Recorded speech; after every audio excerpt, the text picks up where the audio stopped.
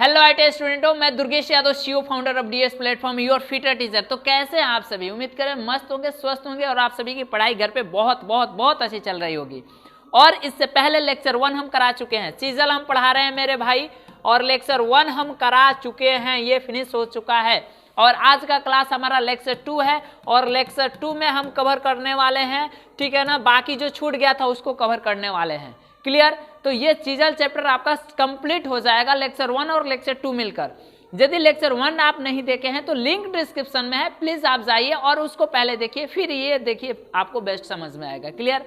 आपको लेक्चर 1 में यहाँ तक पढ़ा चुके थे diamond point chisel, diamond point chisel के बारे में आपको हम पढ़ा दिए थे, है ना जी। अब हमको पढ़ाना है मेरे भाई, हमको पढ़ाना है यहाँ से वेब सैनी से, ठीक है ना, वेब चीजल से। कहाँ से पढ़ाना है बाबू? Web chisel. बहुत ही मस्त टॉपिक है बाबू, web chisel. Clear? Web chisel से पढ़ाना है, ठीक है ना।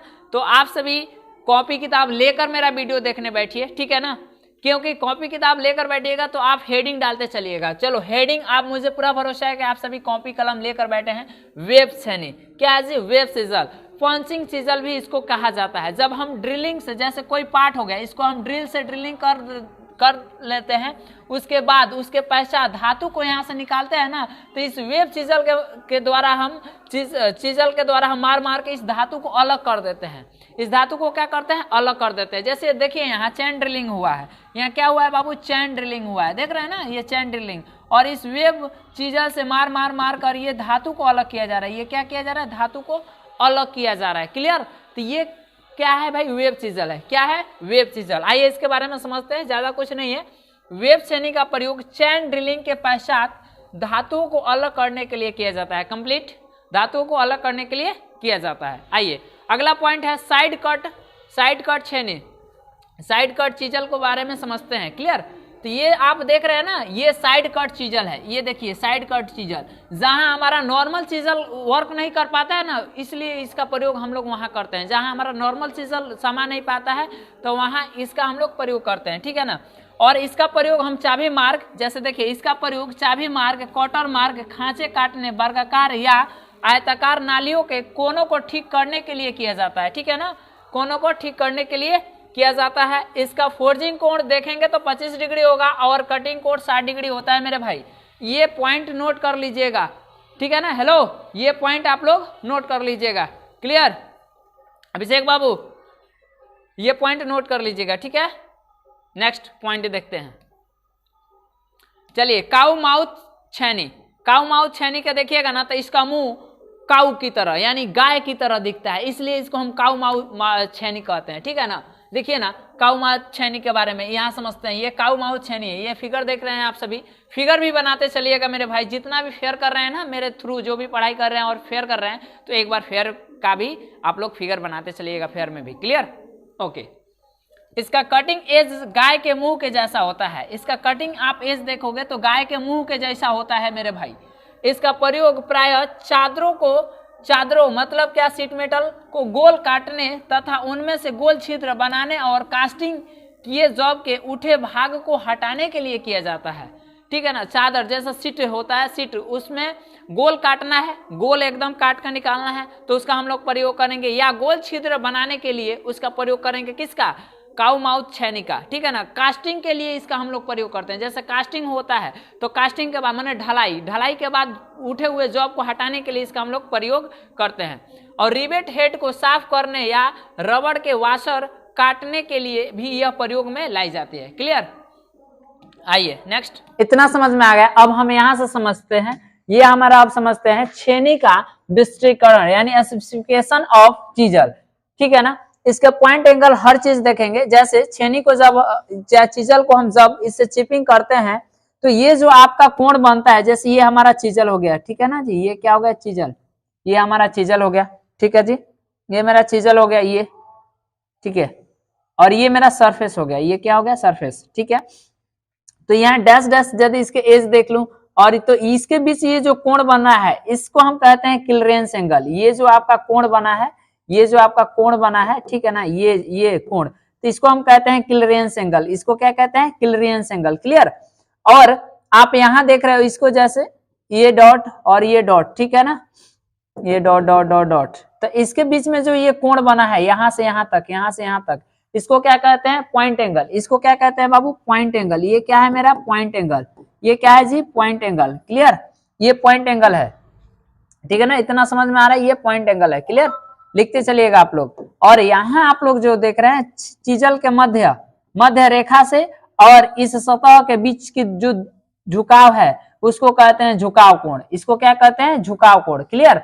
और देखो उसके बाद ये सरफेस के लंबवत, ठीक है ना? और इस चीजल के एज के ये जो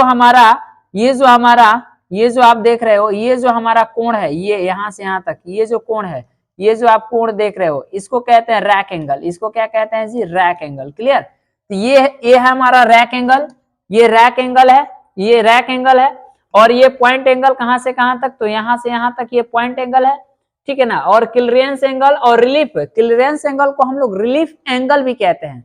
क्या कहते हैं? क्लियरेंस एंगल को हम लोग रिलीफ एंगल भी कहते हैं। सारा चीज स्पष्ट दिख रहा है ना? रिलीफ एंगल भी कहते हैं, ठीक है ना? उसके बाद आता है एंगल ऑफ इंक्लिनेशन। तो इंक्लिनेशन मतलब झुकाव कोण, ये झुकाव कोण रहता है, ठीक है ना? क्या रहता है जी? झुकाव कोण। तो इस सारे चीज को इरेज कर रहे हैं, हालांकि हर चीज यहाँ लिखा गया है, आप यहाँ भी समझ सकते हैं, यहाँ भी आप समझ सकते हैं। ये जो आप देख रहे हो ये चीजल है, ये क्या है भाई? चीजल है। और ये चीजल का ये जो कोण है, ये जो कोण है, ये कोण, इसको हम कहते हैं क्लियरेंस एंगल। और क्लियरेंस एंगल लगभग 10 डिग्री तक रखा जाता है। अब धातु के आधार पर भी हम लोग अलग अलग धातु जिस टाइप का रहता है उस हिसाब से इसका हम लोग कोण को एडजस्ट करते हैं। क्लियर? समझ में इतना आ रहा है? ठीक है ना जी? तो ये समझ में आ गया आपको कि ये क्या है भाई? ये क्या है? क्लियरेंस एंगल है, ठीक है ना? अभी आपको समझा दी, ये झुकाव कोण है और ये क्लियरेंस एंगल और ये आपका पॉइंट एंगल और रैक एंगल तीनों मिलकर क्लियरेंस एंगल और पॉइंट एंगल और रैक एंगल, ठीक है ना? तीनों मिलकर 90 डिग्री का होता है, तीनों मिलकर 90 डिग्री का होता है, यानी A B C plus A B C बराबर 90 डिग्री। क्लियर? झुकाव कोण जो देखिए यहां से यहां तक जो आया है ना, ये झुकाव कोण है। ये क्या है? झुकाव कोण। मान लीजिए किसी क्वेश्चन में, सुन लीजिए, सबसे पहले किसी क्वेश्चन में झुकाव कोण 60 दिया है, तो इसका क्लियरेंस एंगल कितना होगा जी? इसका क्लियरेंस एंगल कितना होगा जी? फटाफट बता दीजिए। और इसका सुनिए, इसका क्लियरेंस एंगल आप कमेंट करके बताइएगा, ठीक है ना जी?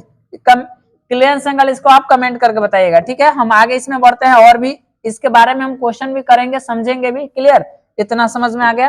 हालांकि क्वेश्चन कराने के लिए स्पेशल हम लाइव आते हैं, तो आप लाइव क्लास में जुड़कर आप इसका चीजल का क्वेश्चन आंसर कर सकते हैं। क्लियर? इतना ये पॉइंट एंगल समझ में आ गया सारा चीज। अब इसके बारे में एक एक करके लिखते भी है और समझते भी है। पॉइंट एंगल आता है, फर्स्ट हमारा आता है पॉइंट एंगल।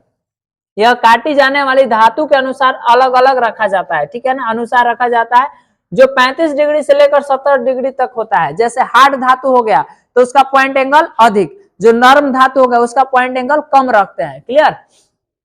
हार्ड धातु के लिए कटिंग कोण अधिक, ठीक है ना? कटिंग कोण अधिक तथा नरम धातु के लिए कटिंग कोण कम रखा जाता है। क्लियर?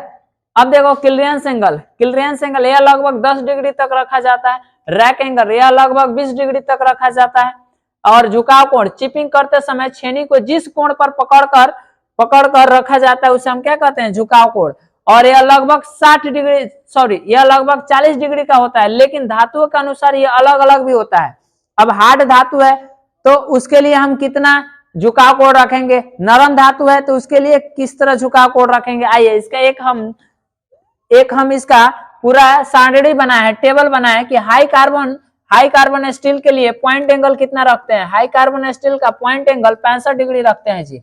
इसको याद रखिएगा और इससे ज्यादा क्वेश्चन आता भी है आपके एग्जाम में, ठीक है ना? Material to be a cut, point angle इसका 65 डिग्री रखा जाता है। एंगल ऑफ इंक्लिनेशन यानी झुकाव कोण, हाई कार्बन स्टील का झुकाव कोण कितना होता है? लगभग 40 डिग्री यानी 39.5 डिग्री। क्लियर?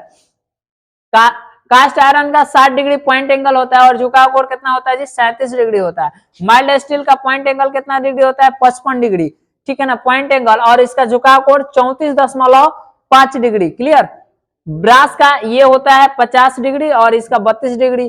कॉपर का ये 45 डिग्री, इसका 29.5 डिग्री। एल्युमिनियम का 30 डिग्री और इसका 22 डिग्री। तो इतना समझ में आपको आ गया, ठीक है ना? आपको यहां से नोट डाउन कर लेना है, ठीक है ना? जिस तरीका से हमारा मेटल रहेगा उसका पॉइंट एंगल और झुकाव कोण अलग अलग रहते हैं। क्लियर, ठीक है। नेक्स्ट समझते हैं ये क्राइमिंग चिजल कटिंग एज को एक कर्वेचर के रूप में ग्राइंड यहाँ ग्राउंड नहीं, यहाँ ग्राइंड लिख लीजिएगा, ग्राइंड कर दिया जाता है ताकि कटिंग एज जॉब के अंदर न घुसे, यानी डिजिंग तथा कटिंग एज ब्रेक ना हो। देखिए ना, चिजल को यहां जैसे देखे, चिजल आपको दिखा रहे हैं, एक मिनट, चिजल आपको दिखा रहे हैं, जैसे चिजल जो होता है ये चिजल, तो यहाँ देखेगा एक टाइप का ये कर्वेचर टाइप का बना दिया जाता है, ठीक है ना, ये यही, ताकि ये जॉब के अंदर एकदम घुसे ना, ठीक है, ये होता है। आइए, ठीक है ना, कटिंग एज ब्रेक ना हो, इस क्रिया को क्राइमिंग कहते हैं। ऐसा होने से चिजल के द्वारा स्ट्रेट लाइन में फ्रीली चिपिंग किया जा सकता है। चिजल के कटिंग एज की हार्डनेस, इसकी हार्डनेस याद रखना बाबू, और हार्डनेस कभी भी HRC में हार्डनेस रॉकवेल स्केल C, ठीक है ना, हार्डनेस 53 से लेकर 59 HRC होता है, 53 से 59 HRC hardness Rockwell scale C। Clear इतना? चलिए, तो आपका चिजल समाप्त हो गया, फिर हम मिलेंगे किसी नेक्स्ट वीडियो में, तब तक के लिए जय हिंद, गुड नाइट।